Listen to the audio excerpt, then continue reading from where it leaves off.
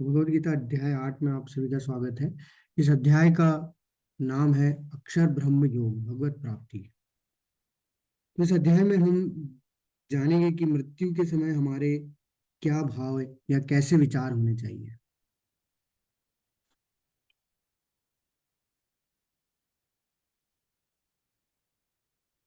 तो जिससे कि हमें क्या हो सकती है, भगवत प्राप्ति हो सकती है। तो ये बहुत महत्वपूर्ण अध्याय है, क्योंकि ये हमें हमें बताएगा कि हमें अ, अंत हमारे अंत काल में या मृत्यु काल के बारे में, मतलब ये हमें हमारे मृत्यु काल के या अंत काल के बारे में बताएगा कि हमें वास्तव में कि हमारे भाव कैसे होना चाहिए उस समय पे, मृत्यु के समय पे। तो इस अध्याय की हम लोग शुरुआत करते हैं श्री राधा गोविंद की। तो कल हमने देखा था कि भगवान ने पहले अपने ज्ञान की महिमा बताई थी, फिर भगवान ने अपनी शक्तियों के बारे में बताया था, परा और अपरा शक्ति के बारे में, फिर कैसे भगवान को हम लोग समर्पण कर सकते हैं, और फिर किस तरीके से हम लोग त्रुटिपूर्ण ढंग से जो है देवी देवताओं की पूजा कर रहे हैं। और अंत में भगवान ने बताया था कि मृत्यु के समय भी अगर कोई व्यक्ति मुझे जानने का प्रयास करेगा तो वो कैसे जान सकता है पूर्णतया जो है मुझमें, वो कैसे जान सकता है, वो आज पता चलेगा। ठीक है। तो इस अध्याय में अर्जुन क्या है, सबसे पहले कुछ प्रश्न पूछते हैं। तो उन प्रश्नों के जो है भगवान उत्तर देते हैं। वो कौन से प्रश्न है? अर्जुन उवाच किम तद ब्रह्म किम अध्यात्मम किमं कर्म पुरुषोत्तमम आदिभूतम च किम प्रोक्तम अधिदेवम किम उच्यते। अर्जुन ने कहा, हे भगवान, हे पुरुषोत्तम, ब्रह्म क्या है, आत्मा क्या है, सकाम कर्म क्या है, ये भौतिक जगत क्या है, तथा देवता क्या है। कृपा करके यह सब मुझे बताए। हे मधुसूदन, यज्ञ का स्वामी कौन है, वह शरीर में कैसे रहता है, और मृत्यु के समय भक्ति में लगे रहने वाले आपको कैसे जान पाते हैं। तो अभी देखिए, यहाँ पे अर्जुन के मन में ये सारे प्रश्न होते हैं। अब ये प्रश्न क्यों आते हैं अर्जुन के मन में? ये अर्जुन के मन में प्रश्न इसलिए आते हैं।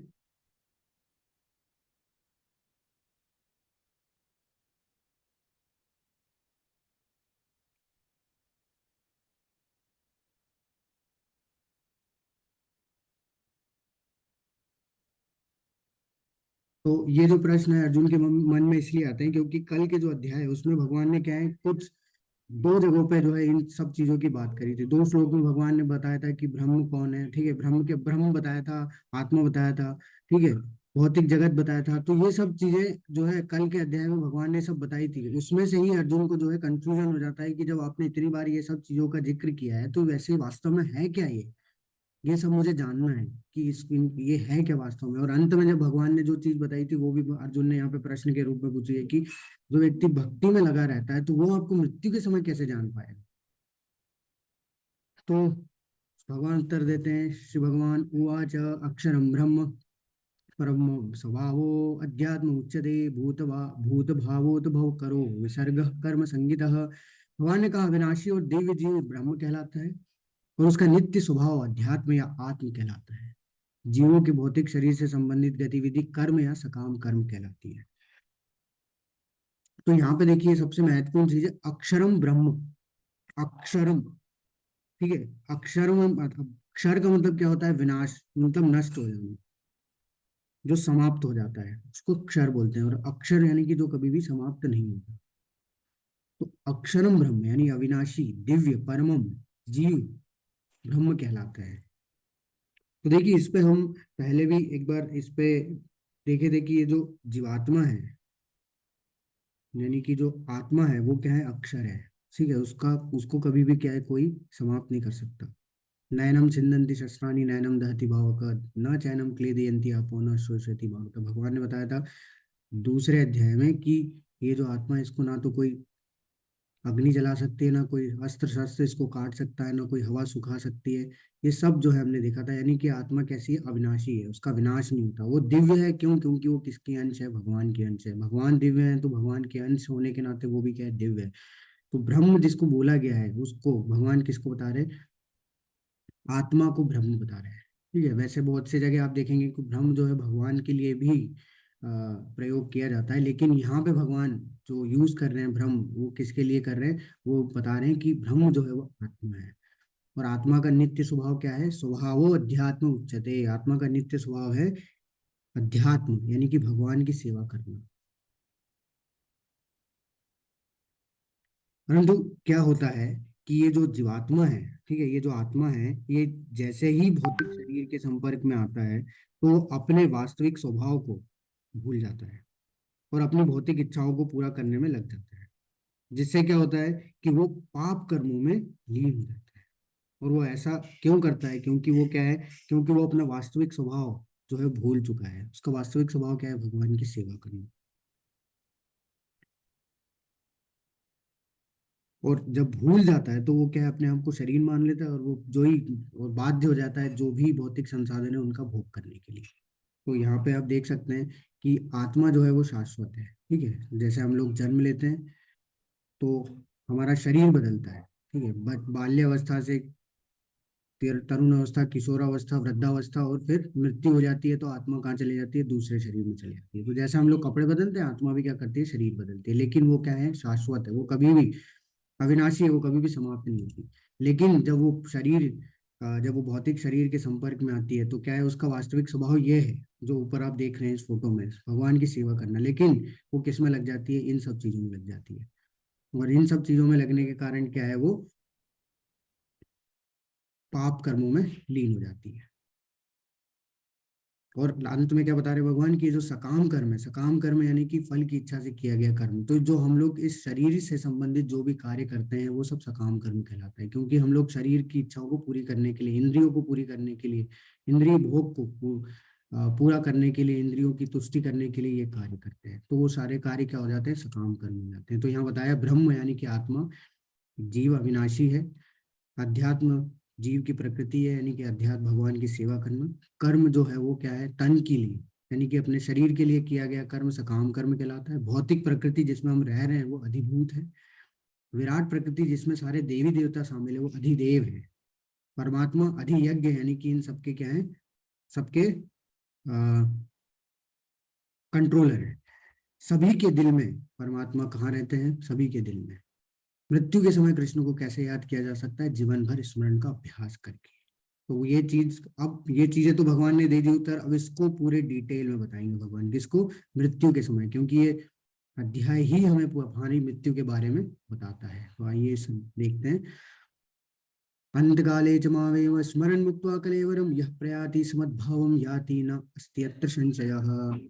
और जीवन के अंत में जो केवल मेरा स्मरण करते हुए शरीर का त्याग करता है वह तुरंत मेरे स्वभाव को प्राप्त करता है, इसमें रंच मात्र भी संदेह नहीं है।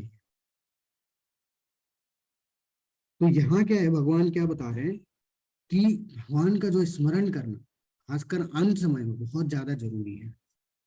ठीक है, ऐसा नहीं कि आ, पूरा टाइम हम लोग कुछ नहीं कर रहे हैं और फिर स्मरण करने में लग गए हैं। ठीक है, स्मरण करने में, स्मरण करना इतना आसान नहीं है। अभी मैं हम लोग इस पर चर्चा करेंगे आगे आने पे। तो यहाँ पे क्या बता रहे हैं, देखिए हम लोग क्या करते हैं, हम लोग क्या करते हैं, अपना जो पूरा जीवन है वो सिर्फ क्या है? जीवन जीने में लगा देते हैं। हम लोग को लगता है कि ये जीवन मिला है, मनुष्य जीवन मिला है, तो जितना एंजॉय करना है, जितना भोग करना है कर लो, पता नहीं फिर आगे जीवन मिले मिले, ये मनुष्य जीवन मिले या ना मिले। हम लोग इस भाव से ये कार्य करने में लगे रहते हैं, इंजॉयमेंट में लगे रहते हैं, पूरा भोग करने में लगे रहते हैं। और वो ये जो भाव है हमारे अंदर, ये आता क्यों है? क्योंकि हमें ये पता है कि हमारी मृत्यु होनी है। ये हम लोग को पता है कि हमें ये शरीर छोड़ना है। ये हम लोग जानते हैं, हमारी मृत्यु निश्चित है। तब भी हम लोग क्या करते हैं? इस चीज में, तभी हम लोग क्या करते हैं? इस चीज में लगे रहते हैं, क्योंकि हमें पता है एक ना एक दिन तो इस शरीर को नष्ट होना ही है। तो फिर जब तक है शरीर, जब तक मजा ले लो, जब तक एंजॉय कर लो। देखिए, हम ये जानते हैं कि हमारी मृत्यु होना है, हम ये भी जानते हैं कि हमारा जन्म भी होना है। तभी तो हम लोग बोलते हैं पता नहीं अगला जन्म हमें मिले ना मिले मनुष्य योनि में, इसलिए भोग कर लो। लेकिन हम लोग ये नहीं जानते कि हम लोग इस जन्म मृत्यु के चक्र को रोक सकते हैं। हम लोग को ये नहीं पता, किसी को भी नहीं पता ये कि हम लोग इस जो चक्र में घूम रहे हैं, ये फंसे हुए हैं, इसको हम लोग रोक भी सकते हैं। इससे इससे हम लोग छुटकारा पा सकते हैं।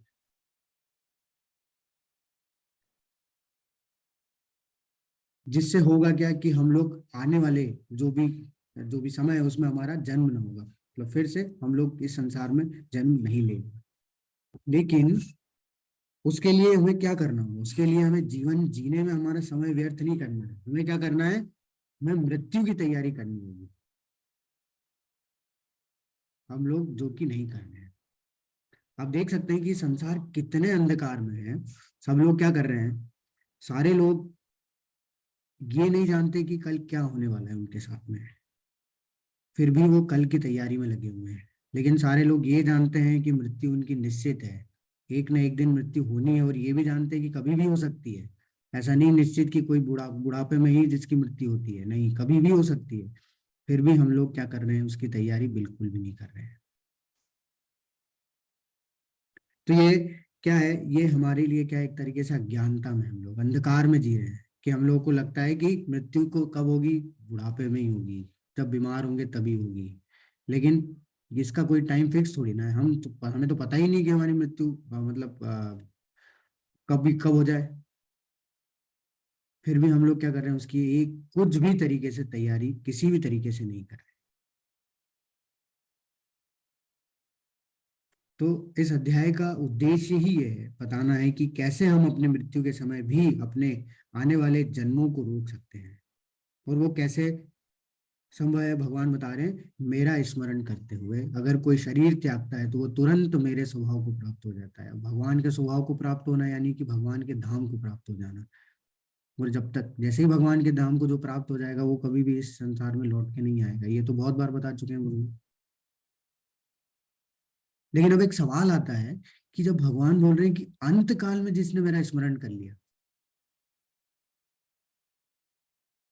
वो फिर कभी भी संसार में जन्म नहीं लेगा। तो फिर हम लोग पूरा टाइम भक्ति क्यों करें, क्यों अपना समय बर्बाद करें, पूरा समय हमारा बर्बाद करें भक्ति करने में, चैंटिंग करने में। आप लोगों से कोई बताना चाहेगा?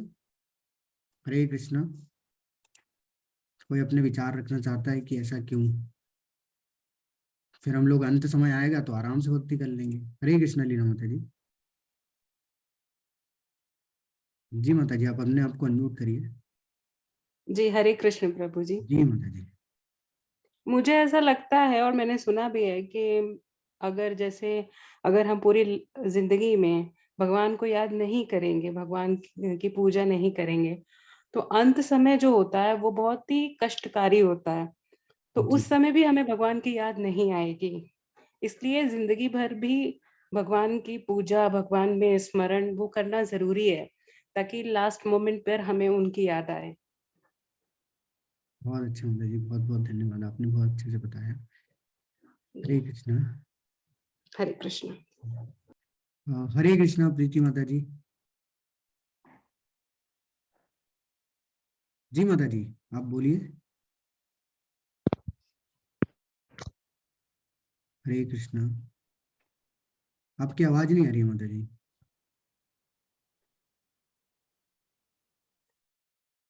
कृष्ण प्रभु जी, अब आ रही है आवाज? जी माता जी। जी हरे कृष्ण। जी जी, बताइए माता जी। हाँ प्रभु जी, कई बार क्या होता है भौतिक जगत में जो हम अपने परिवार के प्रति या किसी भी चीज में आसक्त हो जाते, तो अंतिम समय में उनका ध्यान रहता है कि मेरे बेटे को देख लो, उनको बुला दो, कोई मतलब प्राण छोड़ रहे, नहीं छूट पा रहे, तो ऐसी क्रियाएं होती हैं। अगर हम भगवान को रात दिन हर पल कीर्तन करते रहेंगे, जपते रहेंगे, तो अंतिम समय भी हमारे हाथ में चैंटिंग भी हो सकती है, याद भी कर सकते हैं भगवान को। जब हमारे ज्ञान इंद्रियों में, हमारी बुद्धि में होंगे ही नहीं भगवान, तो कहाँ से याद करें। बहुत अच्छा माता जी, बहुत ही बढ़िया तरीके से बताया आपने। धन्यवाद माता जी। हरे कृष्ण प्रभु जी। हरे कृष्ण माता जी। हरे कृष्णा श्वेता माता जी। हरे कृष्णा प्रभु जी। जी माता जी। मुझे ऐसा लगता है कि अंतिम समय पे जब भगवान को याद करती है, तो जो हमें कष्ट होना होता है उसकी रेशो थोड़ी कम हो जाती है। मतलब लाइक जैसे कि जी कोई जानवर है, वो मतलब अपने मुंह से पकड़ता है अपने बच्चे को, तो बड़े प्यार से लेके जाता है, लेकिन अपने प्रिडेटर्स को बड़े गंदे तरीके से मारने के भाव से लेके जाता है।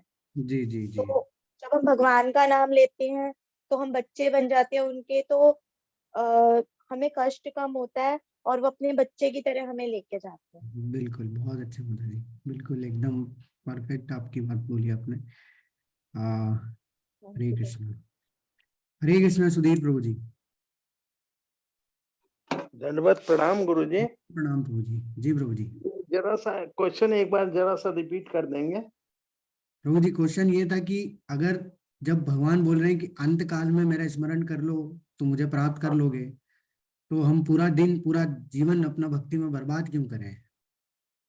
ऐसा है गुरुजी कि अंतकाल कब आएगा, एक तो उसका समय पीरियड निश्चित नहीं है। कल ही हमारा अंतकाल आ जाए, 1 घंटे बाद ही आ जाए, तो हमें भगवान का निरंतर ध्यान करते रहना चाहिए। पता नहीं कब, क्योंकि मौत तो आकस्मिक है, कोई नहीं जानता।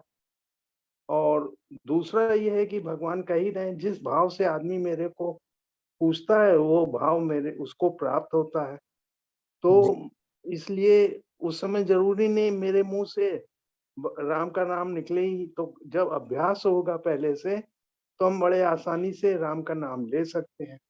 आसक्ति यदि दुकान में है, तो हमें दुकान ही याद आएगी, तो हम बिल्कुल दुकान बिल्कुल। के ही वो बन जाएँगे, कोई चूहे या कोई बिल्ली या जी तो जी। इसलिए उनका हमेशा वो ध्यान रखना चाहिए, भगवान का ध्यान करते रहना चाहिए। इससे हमारा चित्त मतलब शुद्ध रहेगा और हम गलत इंद्रियों के भोग में नहीं फँसेंगे। यही बहुत मेरा भी बहुत अच्छा प्रभु जी, बहुत अच्छे से। तो हरे कृष्णा। तो जैसा आप सभी ने एकदम परफेक्ट सारे आंसर बताया कि और भी अगर कोई चैट बॉक्स में बताना चाहता है तो आप लिख सकते हैं, अगर आप नहीं बोलना चाह रहे हैं तो आप चैट बॉक्स में भी अपने विचार लिख सकते हैं। तो जैसा कि सभी लोगों ने बताया, एकदम परफेक्ट बताया कि ये जो मृत्यु है ना, ये हमारे परीक्षा जैसा है, एग्जाम जैसा है। जैसे बच्चों की एग्जाम नहीं होती, आपने देखा होगा कि 1 साल तक पढ़ाते हैं, फिर 1 साल के बाद एग्जाम लेते हैं। अब अगर मान लो कोई व्यक्ति 1 साल पहले जो चीज पढ़ा था, क्या वो 1 साल के बाद अगर उसको वही एक दिन पहले बोल दें कि ये क्वेश्चन पेपर है और जाके एग्जाम दे दो, क्या वो दे पाएगा कोई बच्चा? असंभव है।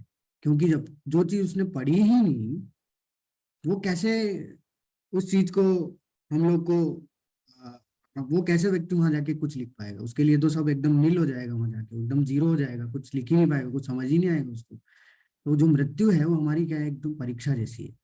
तो हमें इस परीक्षा की तैयारी करनी चाहिए, और जब तक हम लोग इसकी तैयारी नहीं करेंगे तो अंत काल में कुछ ना भी हम लोग कोशिश करने नहीं आएगा। जैसा माता जी ने बताया कि जब अंत काल आता है तो गरुड़ पुराण अगर आप पढ़ेंगे तो अंत काल में बताया गया है कि व्यक्ति को जब लाखों करोड़ों बिच्छू एक साथ काटते हैं, उसके समान जो है वो दर्द होता है जब वो प्राण छोड़ता है। ठीक है, शरीर से जब प्राण निकलते हैं तो आसान नहीं लगता, हम लोग को लगता है कि चलो ये तो चला गया, चला गया नहीं, उसने बहुत तकलीफ झेली है। तो क्या है कि व्यक्ति जब प्राण निकलते हैं तो उसको इतना दर्द होता है, इतनी तकलीफ होती है कि शरीर को वो छोड़ना ही नहीं चाहता। और वो जब बाहर निकलता है तो उसने इतने दर्द करहा के निकलता है वो।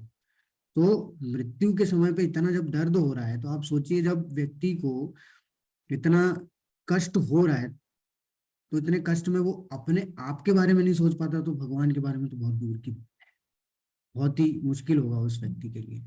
तो इसलिए भगवान बोल रहे हैं कि स्मरण करना। और स्मरण कब होगा हमारा? स्मरण कब आता है? स्मरण तब आता है जब हम लोग अभ्यास करते हैं। ऐसा नहीं कि हम लोग आज बैठे हैं, फिर 1 महीना बाद कुछ नहीं किए तो भगवान हमें स्मरण में आ जाएंगे। स्मरण तभी आएगा, स्मरण मतलब कि याद आना। ठीक है, हमारी स्मृति में वो चीज पहले से रहेगी तभी वो स्मरण में आएगी। और स्मृति में कब आएगी, रहेगी जब हम लोग उसका अभ्यास करते रहेंगे। इसीलिए बार बार हमें क्या बताते रहते हैं महाप्रभु, यही इसीलिए बोल के गए हैं कि सिर्फ चैंटिंग करो, कुछ मत करो। अगर आपसे कुछ नहीं हो रहा है, सिर्फ चैंटिंग करो। अगर आप कुछ नहीं पढ़ पा रहे, पढ़ने के लिए समय नहीं निकल पा रहा है, कुछ नहीं, तो आप सिर्फ 10 मिनट निकाल के आप चैंटिंग करो, बस, कुछ मत करो। तो वो क्या है, वो प्रोसेस है जिससे कि हम लोग क्या कर रहे हैं, तैयारी कर रहे हैं। हर दिन जो है वो तैयारी में लगे हुए हैं, और फिर अंत काल जब आता है तो फिर हमें आसानी से भगवान का स्मरण हो जाता है।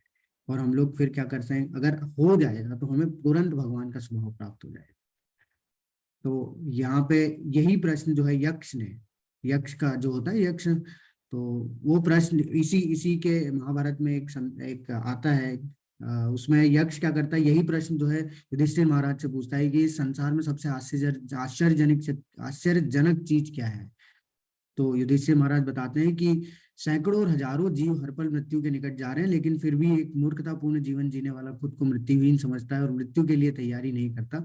इस दुनिया की सबसे आश्चर्यजनक चीज यही है। तो वही है कि उसको पता है कि उसकी मृत्यु होनी है, लेकिन वो तैयारी नहीं कर रहा है। वो लगा हुआ है अपने भोग करने में, वो लगा हुआ है एंजॉयमेंट में, वो लगा हुआ है कि इस संसार में हम लोग आए हैं, जन्म मिला है तो हम लोग मजा ले लो, फिर पता नहीं क्या होगा, आगे जन्म कैसा मिलेगा पता नहीं। और ये भी जानते हो कि पता नहीं आगे भगवान उनको जानवर बना दे।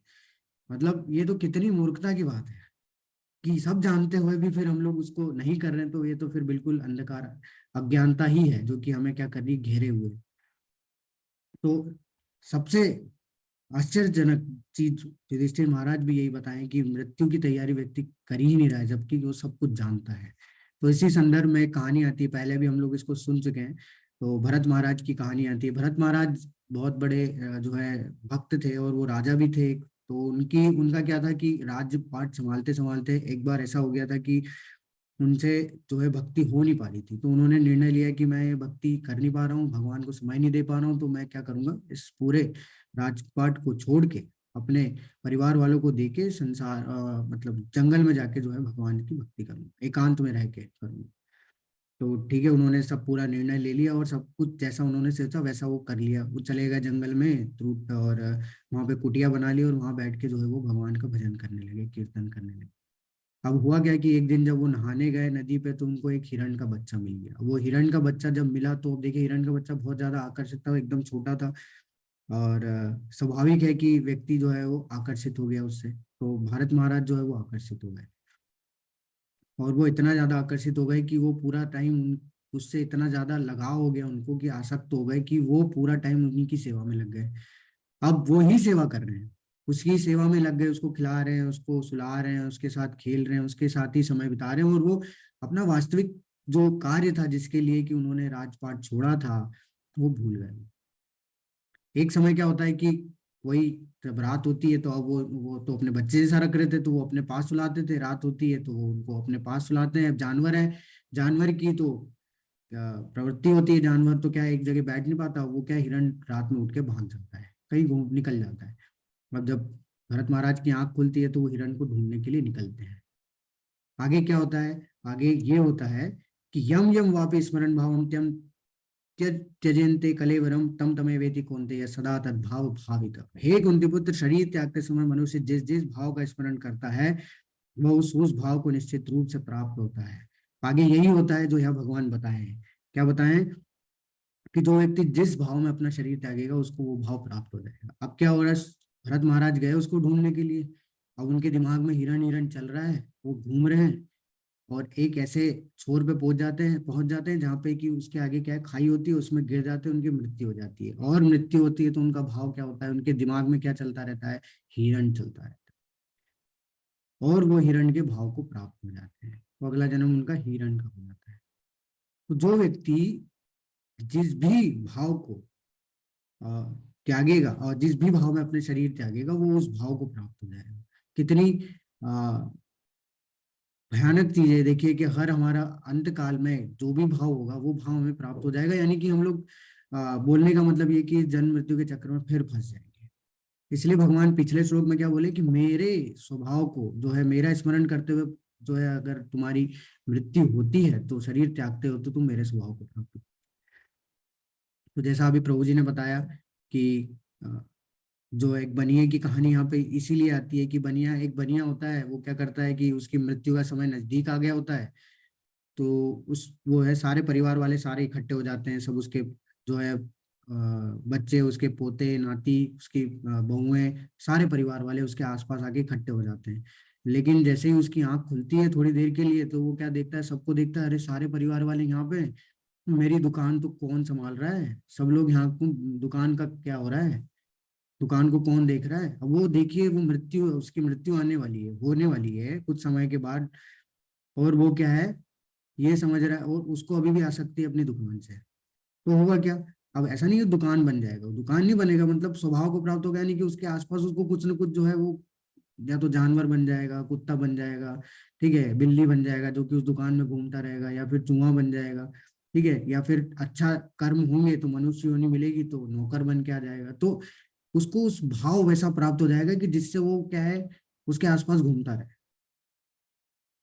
तो ये जो शरीर है ना, ये हम लोग बदलते रहते हैं, ठीक है, जैसे कि हम लोग कपड़े बदलते हैं ना, वैसे शरीर जो है वो, आत्मा जो है वो शरीर बदलती रहती है।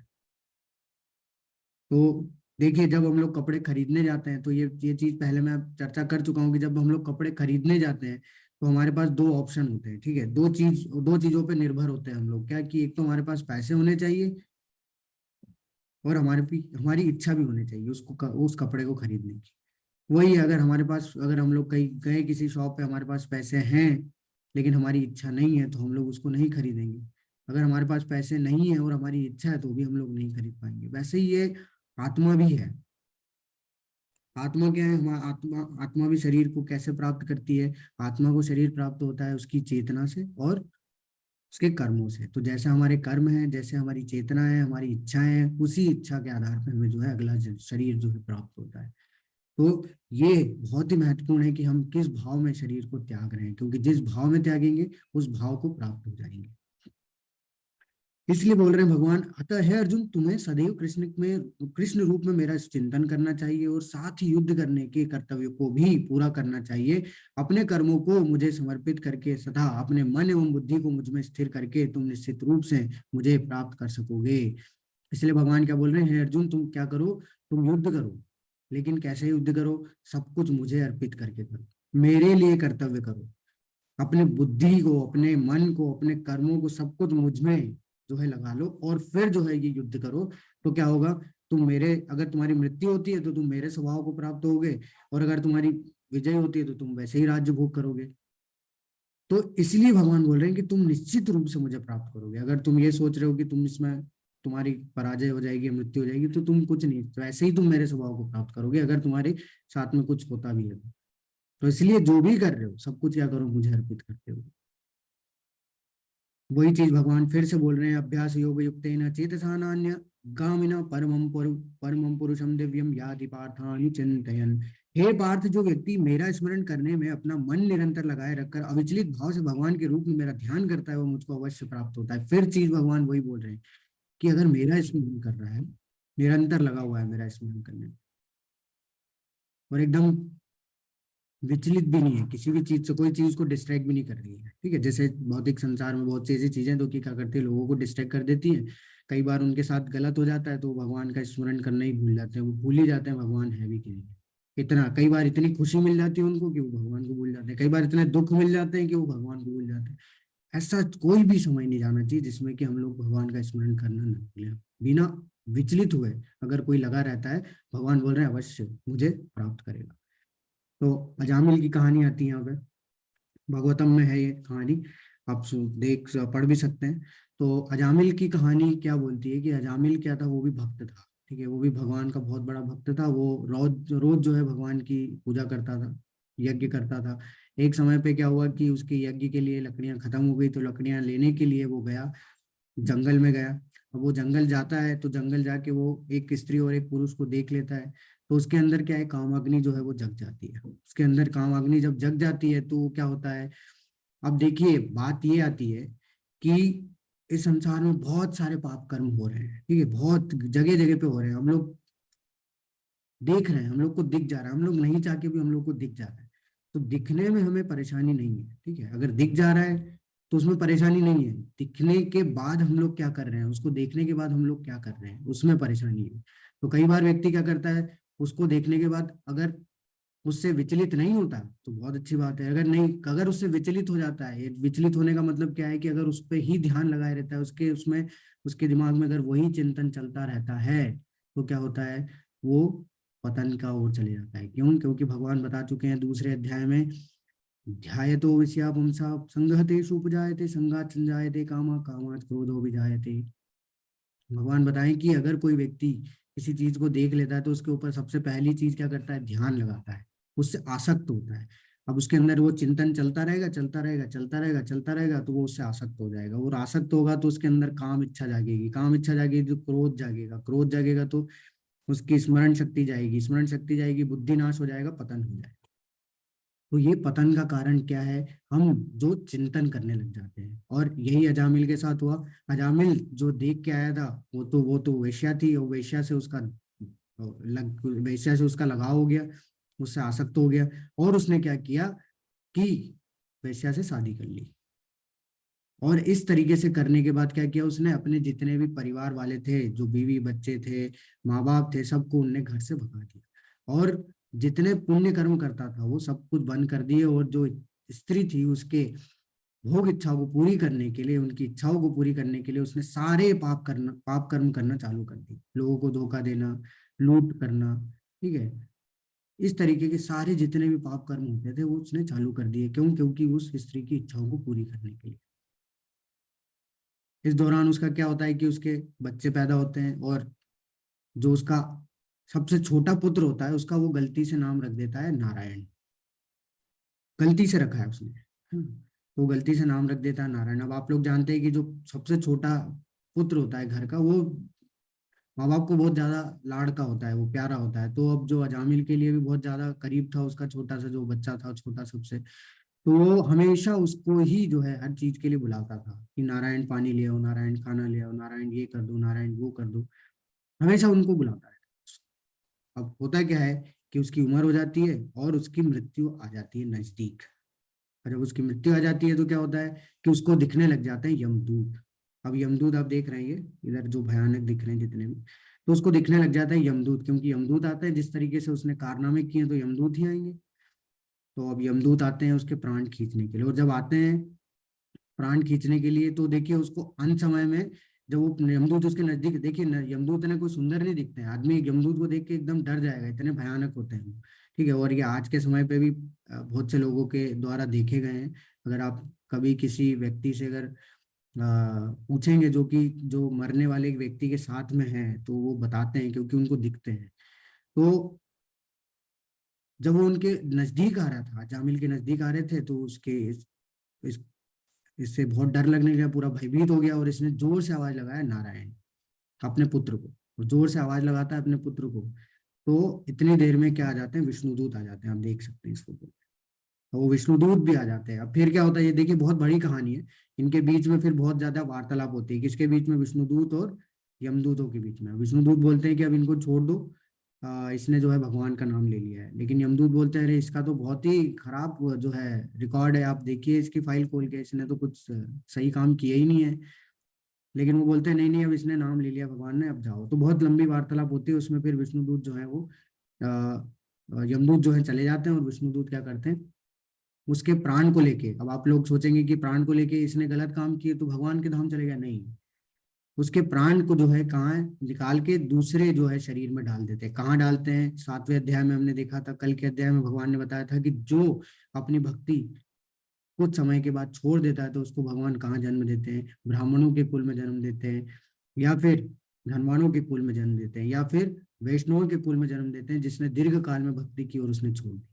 तो भगवान क्या करते हैं, उसको ऐसे ही कुंबे में जन्म देते हैं जिससे कि वो अपनी बची हुई भक्ति पूरी कर ले और फिर क्या कर सके, भगवान के धाम जाने योग्य बन सके। तो क्या होता है, वैसे ही होता है, उसको जो भगवान एक और जन्म देते हैं जिससे कि वो अपनी भक्ति पूरी करता है। और फिर देखिए आप, भगवान स्वयं, मतलब जो विष्णुदूत स्वयं जो है लेके आते हैं यान, और उसमें उनको विष्णु दूतों जैसा ही शरीर प्राप्त होता है और वो भगवान के धाम चले जाता है। तो इस कहानी से हम लोग क्या देख रहे हैं, इस कहानी से हम लोग ये नहीं समझ रहे कि इतने पाप कर लिए और फिर भगवान का नाम ले लिया तो मुक्त हो जाएंगे, नहीं। यहाँ पे हम लोग ये देख रहे हैं कि जो अजामिल था उसने तो भक्ति कर रखी थी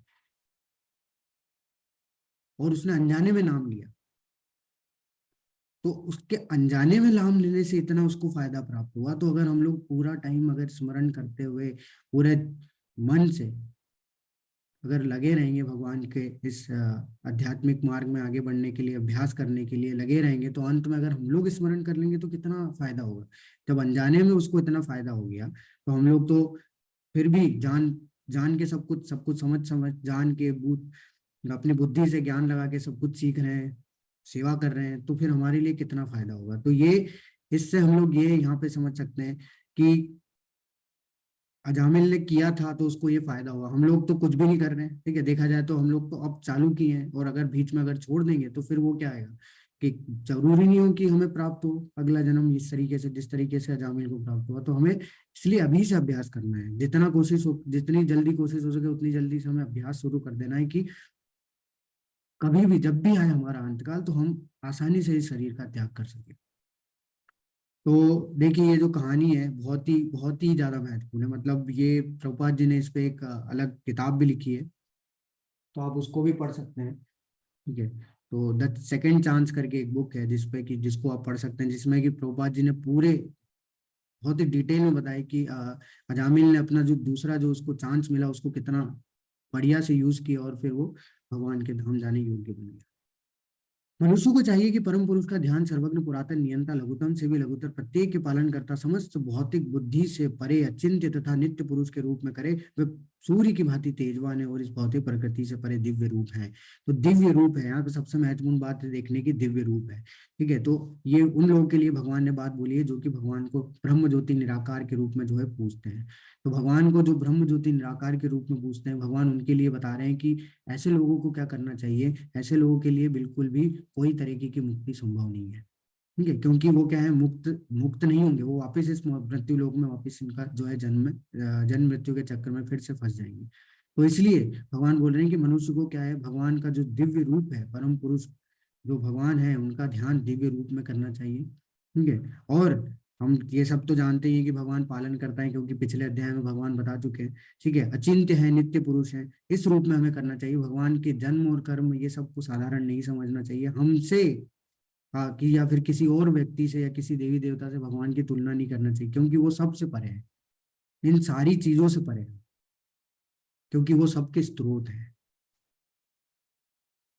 जिस तरीके से सारे देवी देवता जो है भगवान की भक्ति में लगे रहते हैं, उसी प्रकार से हमें भी क्या करना है, अपने आप को उस स्तर तक उठाने का प्रयास करना है, जिससे कि हम लोग क्या है, उनके धाम जाने के योग्य बन सके। अब बात आती है कि मान लो कोई ऐसा व्यक्ति है जिसने पूरे तन मन धन से भक्ति करी, पूरा टाइम उसने लगा दिया, अपना पूरा जो है जीवन लगा दिया भक्ति करने में, लेकिन माया तो बहुत ज्यादा प्रबल है। अब उसका अंत समय यहाँ है, वो स्मरण कर ही नहीं पाया, तो क्या हो। तो भगवान ये बता रहे हैं, अनन्य चेता सततम यो माम स्मृति नित्य तस्या अहम सुलभ पार्थ नित्य युक्त योगिना। जो हमेशा मुझे बिना विचलित हुए याद करता है, उसके लिए भक्ति सेवा में निरंतर लगे रहने के कारण हे प्रथा के पुत्र मुझे प्राप्त करना आसान है। तो भगवान क्या बता रहे हैं कि जो भक्त वो अपने आप को सरेंडर कर चुका है, समर्पित कर चुका है भगवान को, तो उसको फिर याद करने का जरूरत नहीं होता। भगवान स्वयं उसको स्मरण देते हैं, स्मरण शक्ति देते हैं, वो खुद उसकी स्मरण शक्ति में आते हैं, उसको स्मृति देते हैं, वो खुद दिखाई देते हैं, खुद ही भगवान स्वयं उसको दिखाई देते हैं अपनी शक्ति से। तो उसको याद करना नहीं पड़ता, क्योंकि वो तो पहले से ही भगवान को अपने आप को समर्पित कर रखा है। तो अंतकाल में ये उसका नहीं रह जाता, फिर कोई कार्य नहीं रह जाता अंतकाल में कि भगवान का स्मरण नहीं आ रहा है उसको। अंतकाल में भगवान उसको स्वयं अपना स्मरण दिलाते हैं, उसको याददाश्त देते हैं, जिससे कि भगवान को वो याद कर सकता है और फिर भगवान के धाम जाने के योग्य बन सकता है। इसलिए भगवान क्या बोल रहे हैं कि उसके लिए तो मुझे प्राप्त करना बहुत आसान है, क्योंकि अगर उसको याद आए ना है, लेकिन मैं तो उसको याद दिला दूंगा, क्योंकि वो क्या है, वो पूरा समय किसके ऊपर आश्रित रहा, सिर्फ भगवान के ऊपर। अब जो हम लोग हमेशा बोलते रहते हैं दुखालयम अशाश्वतम, दुखालयम अशाश्वतम, वो यही श्लोक है कि मुझे प्राप्त करके महापुरुष जो भक्ति योगी हैं कभी भी दुखों से पूर्ण इस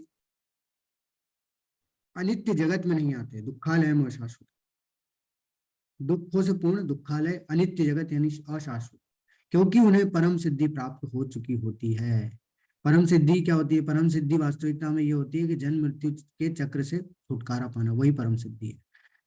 तो भगवान क्या बोल रहे हैं कि जो भक्ति योगी है, ठीक है, फिर से यही चीज दोहरा देखिए, भक्ति योगी सर्वश्रेष्ठ बता दिया भगवान ने छठे अध्याय में, और वही बोल रहे हैं कि जो भक्ति योगी है कभी भी दुखों से पूर्ण इस अचिंत्य जगत में नहीं आते।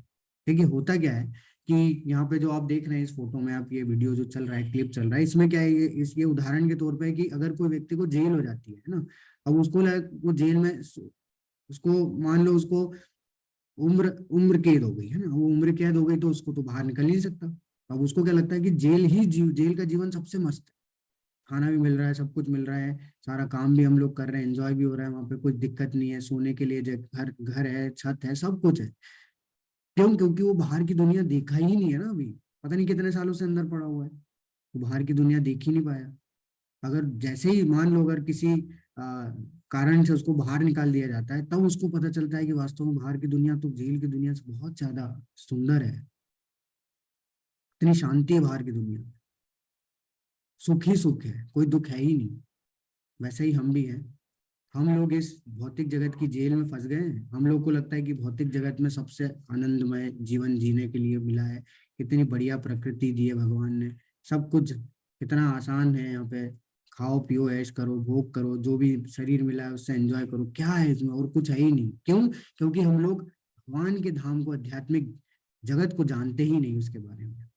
और जैसे ही हमें आध्यात्मिक जगत के बारे में पता चलता है, तब हमें पता चलता है कि बाप रे, ये तो दुखों से भरा हुआ है, इतना दुख हम लोग झेल रहे थे। तो इसीलिए जो भक्ति योगी होता है उसको ये पता चल जाता है, भगवान की जब भक्ति में लग जाता है व्यक्ति, तो उसे ये एहसास हो जाता है कि भगवान का एक धाम है जहाँ पे कि भगवान निवास करते हैं, और वो इस भौतिक संसार से कहीं गुना जो है वो सुंदर है। क्योंकि जबकि अगर हम लोग 15वें अध्याय में देखेंगे कि जो भौतिक संसार में जो भी चीजें देख रहे हैं, ये सिर्फ प्रतिबिंब है किसका? आध्यात्मिक जगत का।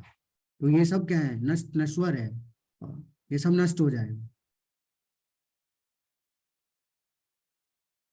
तो इसलिए भगवान हमें बताते हैं कि ये जो संसार ये दुखालय है, दुखों से भरा हुआ है, और अगर कोई व्यक्ति इसमें कितना भी कोशिश कर ले सुख प्राप्त करने की, तो यहाँ जो सुख है वो भी क्या है? अशाश्वत है। ठीक है, वो शाश्वत नहीं है, वो सब क्षणिक है, कुछ समय के लिए मिलेंगे, कुछ समय के लिए, वो कुछ समय के लिए दुख आएगा, सुख आएगा, दुख आएगा, सुख आएगा। तो ये द्वंद्व से हम लोग को झेलते रहना पड़ेगा इस संसार में, और ये द्वंद्व जब तक हमें इस संसार में जब तक हम लोग रहेंगे, ये द्वंद्व से हमें लड़ना पड़ेगा, और वो झेलते रहेंगे, दुख हमेशा हम लोग झेलते रहेंगे, और फिर वही है, हमारा पतन होता रहेगा। हम लोग क्या करते रहेंगे? जन्म मृत्यु के चक्र में घूमते रहेंगे। परम सिद्धि को, यानी कि इस चक्र से बाहर निकलने को कभी भी हम लोग योग्य नहीं बन पाएंगे। तो इसलिए भक्ति योग ही है जो क्या कर सकता है? हमें इस भौतिक संसार से मुक्त कर सकता है, यानी कि जन्म मृत्यु के चक्र से हमें निकाल सकता है, और भगवान की सेवा में हमें पूर्णतया लगा सकता है। अब देखिए, बात आती है कि चलो व्यक्ति बोलता है ना स्वर्ग लोक चले जाएगा, ये चलो मर गया, कोई भी आपने देखा होगा ना, किसी की मृत्यु होती है तो चलो स्वर्ग मिल जाए इसको, भाई भगवान इसको स्वर्ग लोक मिल जाए, ठीक है, धीरे ही नर्क ना जाना चाहिए, बस उसने स्वर्ग चले जाए। भगवान बोल रहे हैं कि इस जगत में सर्वोच्च लोक से लेकर निम्नतर सारे लोग दुखों के घन हैं। तो सर्वोच्च लोक कौन सा है इस पूरे जगत में? ब्रह्मा जी का लोक। और सबसे निम्नतम लोक कौन सा है? पाताल लोक। सभी क्या है? दुखों के घन है। अब इसके बीच में स्वर्ग भी आता है, और चंद्र भी आता है, सूर्य भी आता है, सब आता है।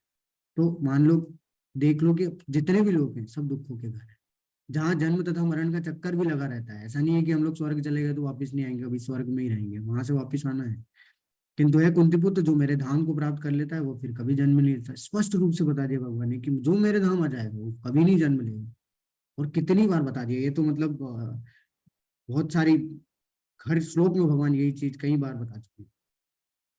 तो यहाँ पे भगवान यही चीज बता रहे हैं कि अगर हम लोग सोचे कि हम लोग ब्रह्मलोक तक भी चले जाएं, तो भी हम क्या है, हमें इस संसार में वापस आना ही पड़े, क्योंकि सब क्या है? क्षणिक है। जैसे ही वो होगा, सृष्टि का विनाश होगा, तो जितने भी भौतिक संसार है वो सब समाप्त हो जाएगा, और आध्यात्मिक संसार बस बच जाए। और आध्यात्मिक संसार में भगवान निवास करते हैं, जो कि भगवान का धाम है। वो हमेशा शाश्वत है, वो अविनाशी है, वो कभी भी नष्ट नहीं होता है। तो ऐसे धाम को अगर हम प्राप्त कर लेंगे, वहां पे जन्म मृत्यु का चक्र है ही नहीं, वहाँ हमेशा सुख ही सुख है, वहाँ दुख है ही नहीं, वहाँ द्वंद्व है ही नहीं, ना रात दिन वाला कोई सिस्टम नहीं है, वहाँ हमेशा सिर्फ जो है सुख ही सुख है, वहाँ कोई किसी भी तरीके का दुख नहीं है।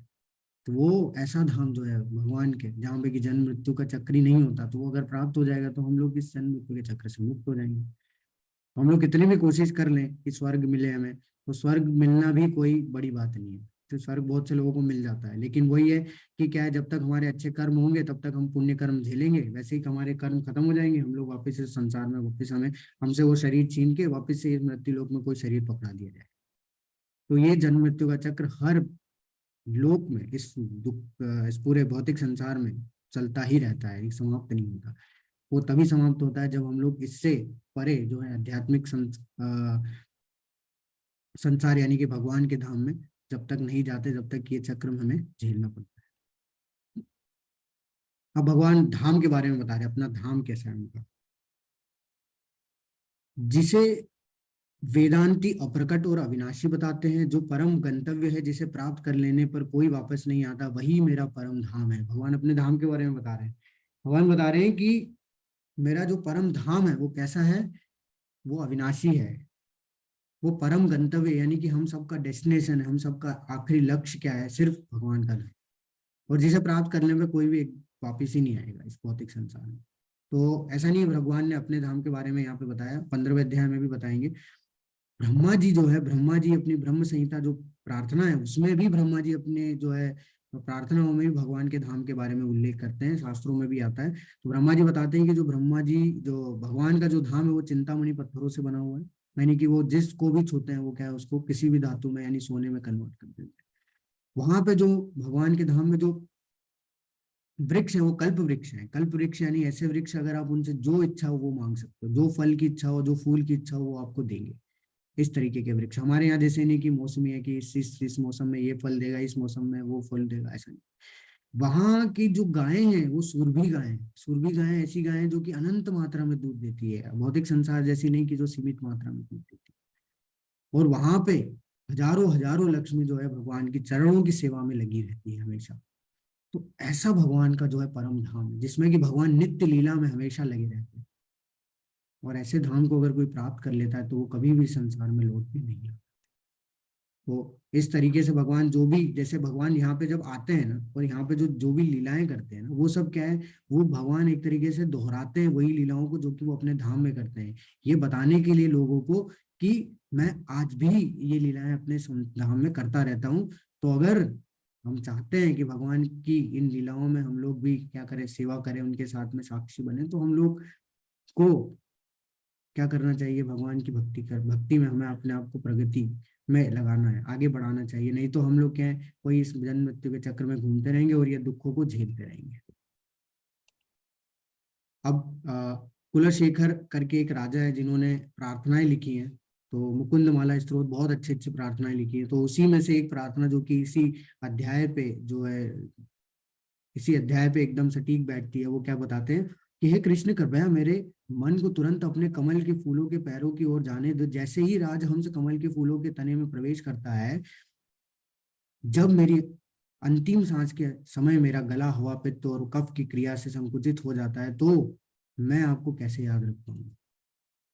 तो वो क्या बोल रहे हैं कि मुझे अभी से ही जो है वो मृत्यु दे दो इसी समय पे, जिससे अभी, क्योंकि मैं भक्ति कर रहा हूँ तो मैं, मेरे लिए आसान है सब कुछ कर पाना, लेकिन पता नहीं मैं जब बूढ़ा हो जाऊंगा, जब मुझे बीमारियां घेर लेगी, तो क्या पता मैं बोल ही ना पाऊँ, क्या पता मैं सुन ही ना पाऊँ, क्या पता मैं देख ही ना पाऊँ, मेरे हाथ पैर ही नहीं काम कर पाए, मैं सेवा भी नहीं कर पाऊँ, तो मैं करूंगा क्या, कैसे, मैं बहुत मुश्किल हो जाएगा, कैसे याद रख पाऊंगा आपको, मैं कैसे आपकी सेवा कर पाऊंगा, कैसे मैं आपका कीर्तन कर पाऊंगा, जप कर पाऊंगा।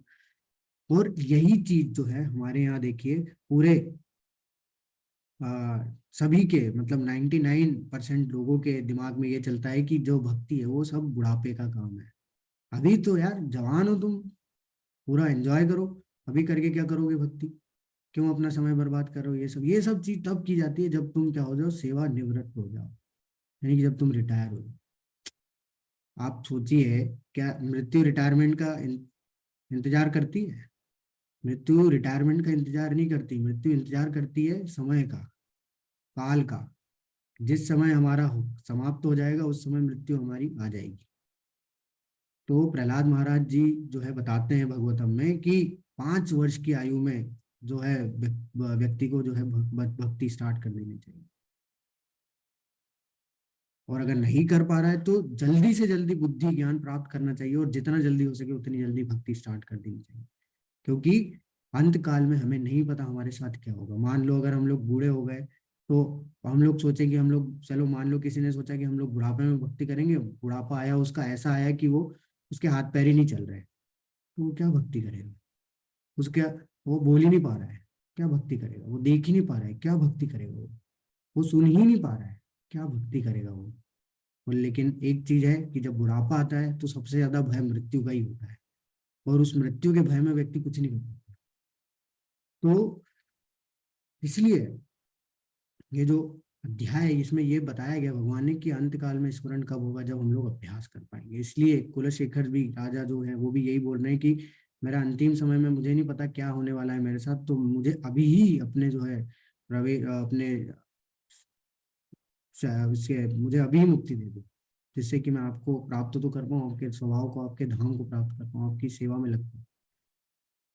तो बहुत ही ज्यादा महत्वपूर्ण है। जैसे देखिए, अगर अगर कोई व्यक्ति आपके घर में आता है, मान लो, ठीक है, तो वो तो एकदम एक जो आप मेहमान की आप खातिरदारी करेंगे तो सब चीज अच्छी अच्छी चीजों से ही करेंगे ना। ऐसा तो नहीं है कि कोई खराब चीज उठा के लेके आएंगे कहीं से।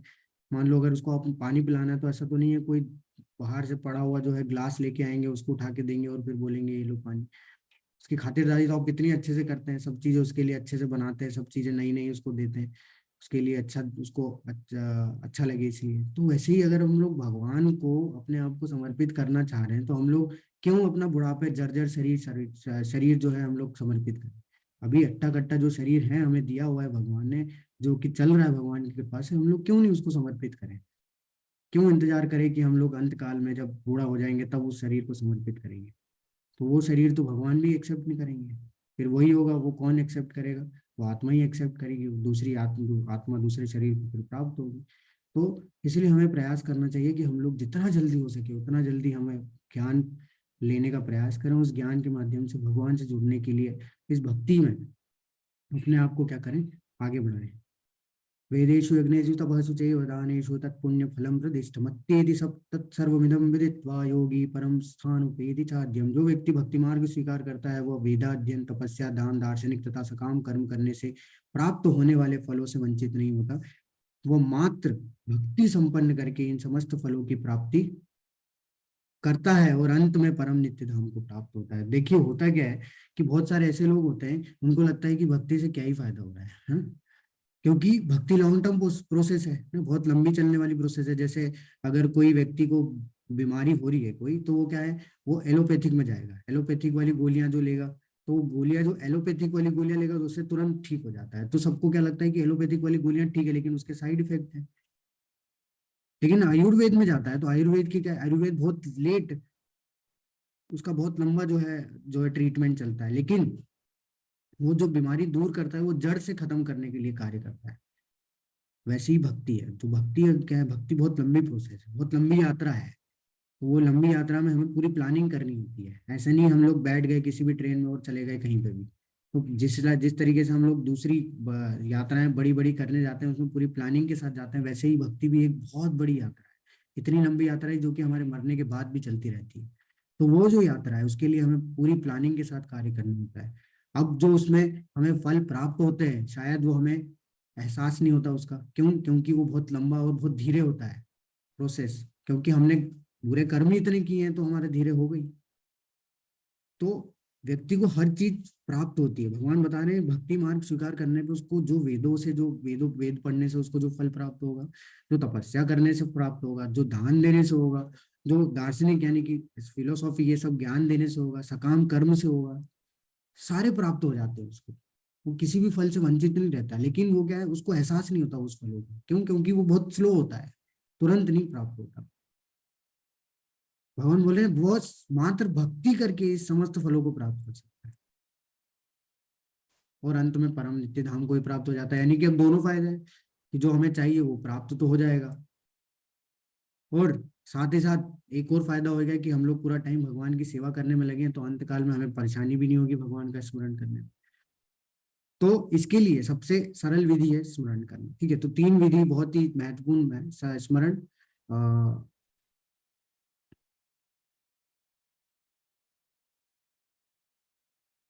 तो जो 9 विधियां होती है भक्ति की उसमें से 3 विधि बहुत ही ज्यादा महत्वपूर्ण है। तो उसमें आती है स्मरण, कीर्तन, और एक मिनट भूल रहा हूँ,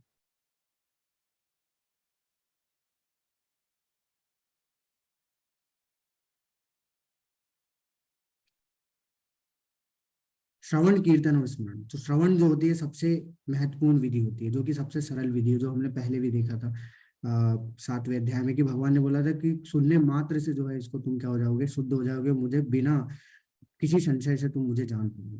तो जो स्मरण है उससे स्मरण करके भी क्या है व्यक्ति इन सब भक्ति को भक्ति में क्या है प्रगति कर सकता है। तो यहाँ पे आप देख रहे हैं फोटो में, तो ये कपिल मुनि जो कि भगवान के ही रूप में, उनकी माता जी को बिल्कुल भी शास्त्रों को पढ़ने में किसी भी तरीके की रुचि नहीं थी, वो एकदम ही रुचि नहीं लेती थी किसी भी चीजों में। तो कपिल मुनि ने क्या सोचा कि ठीक है मैं आपको सुनाता हूँ, भगवान की लीलाएं सुनाता हूँ, भगवान के जो भी उन्होंने पुराने अपने समय में जो भी लीलाएं की उनको जो है दोहराता हूँ मैं। तो वो उनको सुना सुना के उनकी माता सुन सुन के भक्त बन गई। और अंतकाल में भगवान के धाम को। तो इस तरीके से वो इतने उच्च स्तर पे जो है पहुंच गई सिर्फ सुनने मात्र से, श्रवण करने से। तो हम भी अगर हम भी स्टार्ट नहीं किए तो हम भी श्रवण करके इस चीज को शुरू कर सकते हैं और अपने जो है इस भक्ति मार्ग को आगे बढ़ाने का प्रयास कर सकते हैं। तो कृष्ण भावनामृत की विशेषता यह है कि मनुष्य एक ही झटके में भक्ति करने के कारण मनुष्य जीवन के विभिन्न आश्रमों के अनुसारों को पार कर जाता है, लेकिन उसके लिए चाहिए क्या? उसके लिए भक्तों की संगति आवश्यक है, क्योंकि भक्तों की संगति में ही हम लोग क्या कर सकते हैं? प्रगति कर सकते हैं। जैसे कोई व्यक्ति होता है, वो क्या करता है, वो उसको घर पे पढ़ाई करने में अच्छा नहीं लगता, लेकिन उसको अगर माहौल दे दे, अगर आसपास सारे लोग पढ़ रहे हैं तो वो पढ़ लेगा। तो वैसे ही अगर आसपास सारे लोग भक्ति कर रहे हैं, अगर भक्तों के संग में अगर आप चलेंगे तो आपके लिए आसान हो जाएगा वो चीज करना। 7वें से लेकर 12वें तक के अध्याय भगवत गीता के सार रूप हैं। प्रथम 6 अध्याय, अंतिम 6 अध्याय इन मध्यवर्ती 6 अध्यायों के लिए आवरण मात्र है, आवरण पात्र हैं जिनकी सुरक्षा भगवान करते हैं। यदि कोई गीता के इन 6 अध्यायों को भक्ति की संगति में भली भांति समझ लेता है और उसका जीवन समस्त तपस्याओं, यज्ञों, दानों, चिंताओं को पार करके महिमा मंडित हो उठेगा, क्योंकि केवल कृष्ण भावनामृत के द्वारा उसे इतने कर्मों का फल प्राप्त होगा। जैसे भगवत गीता में तनिक भी श्रद्धा नहीं है, उसे किसी भक्त से भगवत गीता समझनी चाहिए, मनोधर्मियों से नहीं। क्यों? क्योंकि मनोधर्मी क्या करते हैं? मनोधर्मी सारे जो वास्तविकता है भगवत गीता की उसको मार देते हैं। वो उन्होंने कैसी समझी है, उनको कैसी समझ में आई है, वो उस हिसाब से जो है उस पर टीका लिख के उसको जो है समझा देते हैं। वास्तविकता में तो भगवत गीता है वो कौन समझा सकता है? भक्ति समझा सकता है। और भगवान ही इस चीज की पुष्टि की है, भक्त्या माम अभिजानाति भक्तो असीमे सखा चैति। यही भगवान बोले कि भक्ति जान पाएगा और भक्ति जो है मुझे समझ पाएगा, और वही जो है भगवान वही जो है वास्तविकता को समझा। तो इसलिए हमें प्रयास करना चाहिए कि भक्तों की ही भगवत गीता हमें पढ़नी चाहिए, पारंपरिक प्रमाणिक स्रोत से भगवत गीता पढ़े, जिससे कि हमारे अंदर जो भी मलिनता है, जो भी शुद्धता है, अज्ञानता है, वो जो है धीरे धीरे साफ होते जाए और हम लोग इस भक्ति मार्ग में प्रगति कर सकते। हरे कृष्ण कृष्ण कृष्ण हरे हरे, हरे राम राम राम राम हरे हरे। तो ये अध्याय हमारा यहीं समाप्त होता है।